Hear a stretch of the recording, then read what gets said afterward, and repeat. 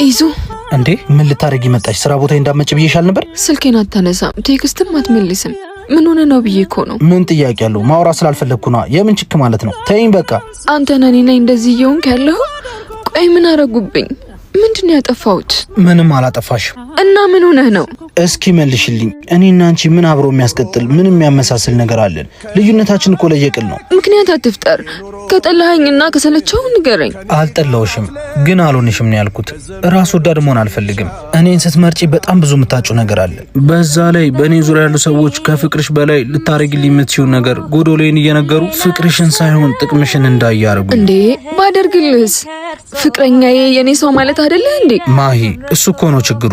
ወንድ ልጅ ነኝ፣ መስጠት እንጂ መቀበል አልችልም። ስማኝ፣ ዙሪያ ያሉ ሰዎችን ተዋቸው። የእነሱን እንጂ አንተን ሀሳብ አይገልጹልህም። ቆይ እኔ ፈልጌ ካደረኩት ምን አገባቸው? ወንድ ልጅ አይቸግረውም ያለው ማን ነው? ብራዘር አስወጣኝ እስኪ። እሺ ወጣት ነኝ፣ ተፈትኜ መኖር ልወቅበት። ለኔ ያሰብሽውን ለአባቶች አስገቢልኝ። ጠቢቡ ሰለሞን ለደሃ ቸርነት የሚያደርግ ለእግዚአብሔር ያበድራል፣ በጎነቱ መልሶ ይከፍለዋል ይላል። በምታንሳ ማር ቅዱስ ሚካኤል ገዳም የሚገኙ አባቶች ወቅቱን ጠብቆ በሚመጣ ውርጭ፣ ንፋስና ብርድ እየተሰቃዩ ይገኛሉ። አሁን ግን የአባቶች የበዓት ስራ ተጀምሯል። የቅዱስ ሚካኤል ህንጻ ቤተክርስቲያን ለማስጀመር ጥረት እየተደረገ ይገኛል። ለማገዝ በኢትዮጵያ ንግድ ባንክ 1044 25 98 391